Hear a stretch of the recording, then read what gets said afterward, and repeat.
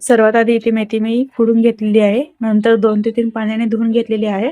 नंतर 20 मिनिटांसाठी एका चाळणीमध्ये ठेवलेली आहे पाणी धरण्यासाठी. नंतर कढईमध्ये थोडं तेल घेऊया, त्यात जिरं टाकूया थोडं. नंतर बारीक केलेला लसूण टाकूया. लसूण फ्राय करून घेऊया. लसूण फ्राय झाल्यानंतर बारीक कट केलेल्या हिरव्या मिरची टाकूया.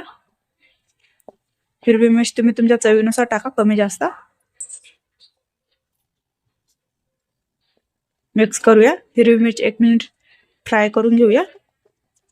नंतर 15-20 मिनिटं आधी मी मुगाची डाळ भिजू घातलेली आहे थोडी, ती टाकूया.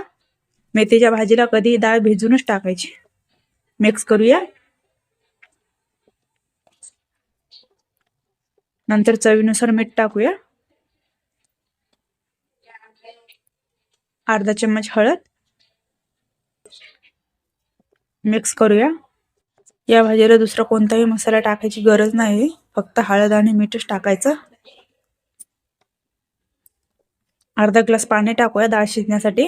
नंतर 5 ते 6 मिनिट डाळ शिजून घेऊया.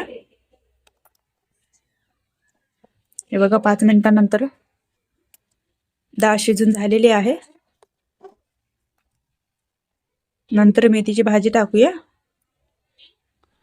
डाळ भिजू घातलेली आहे त्यामुळे जास्त वेळ लागत नाही शिजायला. मिक्स करूया. परत झाकण देऊन 5 मिनिटं कमी आचेवरती शिजून घेऊया भाजी. हे बघा 5 मिनिटांनंतर भाजी शिजून झालेली आहे. आता एकदा मिक्स करू. तुम्हाला ही रेसिपी कशी वाटली कमेंट करून नक्की सांगा. आणि असे छान छान व्हिडिओ बघण्यासाठी